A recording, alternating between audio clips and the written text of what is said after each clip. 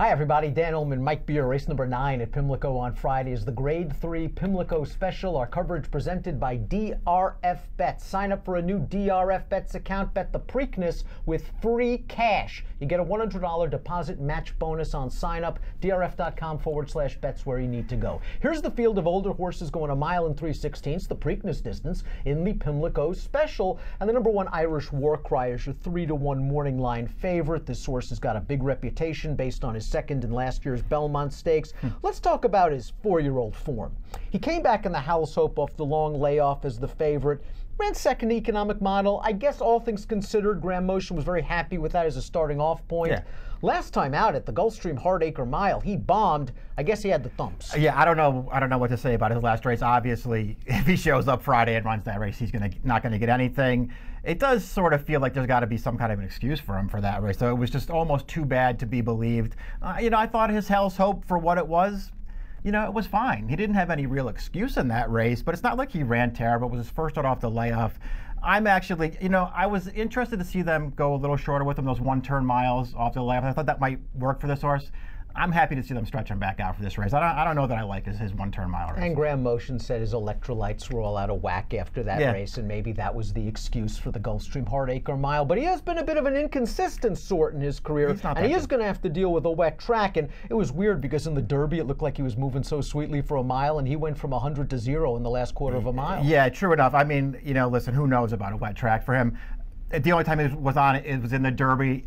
It's hard for me anyway, to watch the Derby and think, well, the wet track got to be. I think he handled it just fine, so I'm not going to worry about the wet track for him. Let's talk about Todd Pletcher's 2 horses. Todd's had great success in this race in the past. We'll begin with One Liner, a horse that scored last time out when allowed to stretch back out around 2 turns. And I think distance is really the key for him. He won the Southwest around 2 turns. Unfortunately, that preceded a year layoff. It's taken Todd a while to get this horse back to the races, but he's got some tactical speed, and that can really be key in this race. Yeah, it really can. We'll see what kind of trip he works out in this race, and we'll just see if he can take another step forward now in his 3rd start of the year, because he missed an awful lot of time. And you're right, his Southwest last year, I didn't think it was a great field, but he ran pretty well in that race, and he looked like a horse who had some real potential for Pletcher, and things didn't go that great for him after that.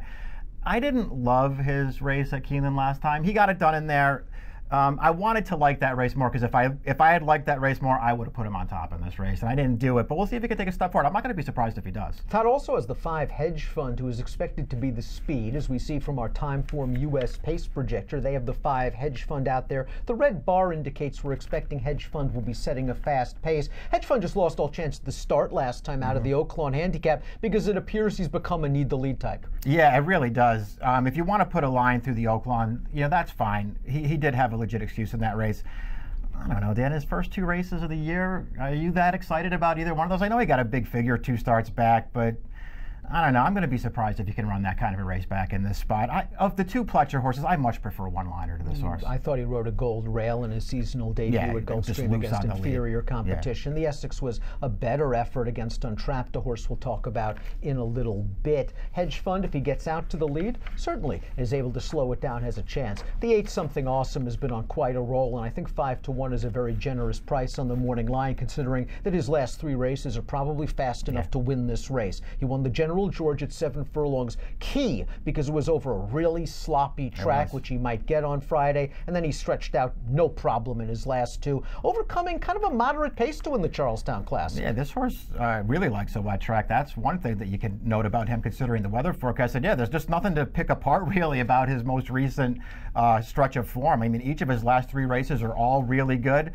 I liked his Charlestown Classic just fine. I wasn't blown away by it, but it was another good effort for this horse. He was a great price in that race. And, he outfinished a pretty good horse. War Story, he is what he is. He's not, a top-level handicap horse, but he's pretty good. And he had the lead on this horse on the stretch. This horse came back and got him. Rated R Superstar surprised me by successfully stretching his ability to 1 mile and an 1/8. I always thought of him as a late-running 7-furlong miler type, but maybe he just found the right field in that race. Popping a 93 Beyer, that's one of the best in a long time, and it's probably not good enough to win the Pimlico Special. No, I guess even if he runs that back, he's not going to win here. It was a visually impressive win last time. It just wasn't that fast. Say what you will about Discreet Lover, but he ducks nobody. No. And he's taken his lumps in his career when put against horses like Gun Runner, etc. But he's also done some nice work, like winning the Grade 3 Excelsior 2 starts back at 1 mile and 1/8, a race in which he didn't break very well, and he still came and got a hard hitter in Zanatti. Last time out in the Charlestown Classic, he didn't have to love that course configuration. Yeah, true enough. I mean, I wouldn't be too hard on him for that race. It does sort of feel like you have a real good idea of how good he is, though, and he's pretty good, but even his best race is going to make it awful tough for him to win on Friday. I was wrong about Rated R Superstar stretching out. Yeah. Untrapped, I've always wanted to make kind of a case that he could be a longer distance horse. I've come around to your way of thinking that I think he's better like 1 mile or 7 furlongs. I won't hold the Oaklawn Park handicap against him. Not only 2 next out winners, but those 2 California horses are good. City of Light and Accelerate. He's got some tactical speed. I think a mid-pack trip would work well for him. A, I don't know if a wet track is really what he wants, and B, 1 mile and 3/16 just seems far for him. Listen, they keep stretching him out. Steve Asmussen's a really, really smart knows guy. more than we He's do. not cutting this horse back, even though it does sort of feel like that might be what he wants. He keeps holding his own, going longer.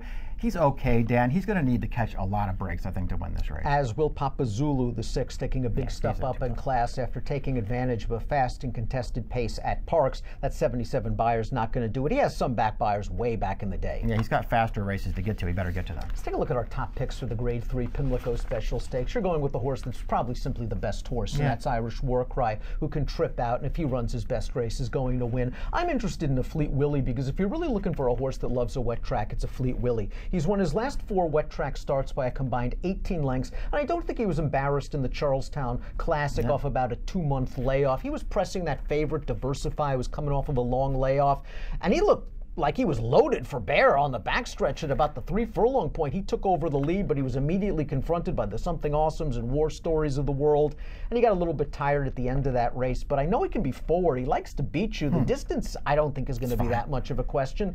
It really all comes down to Tripp and how fast they're going, because he's going to be close. Yeah, I agree with all those things. Listen, I agree with everything that you said about him. I put him second in this race, and I put him second mostly because I bet him last time, and I really felt like he was in a good position in that race. He was a great price. He took over as they hit the far turn. I just really felt like he was in a good position. It just wasn't quite good enough. I don't think I can bet him again, but he's going to be a good price again, and I'll use him. He's going to be facing a better horse in Irish War Cry. You can certainly make that argument. You're going 1, 7, 8, and 2. I'm going 7, 8, and 2 with my 1 Irish War Cry, 4th in the Grade 3 Pimlico Special, race number 9. Again, if you are playing the Friday or Saturday Pimlico cards from home, here's the deal. You bet the Preakness, free cash, $100 deposit match bonus, drf.com/bet. Approximate post time for the Pimlico Special is 3:43 Eastern on Friday. Best of luck.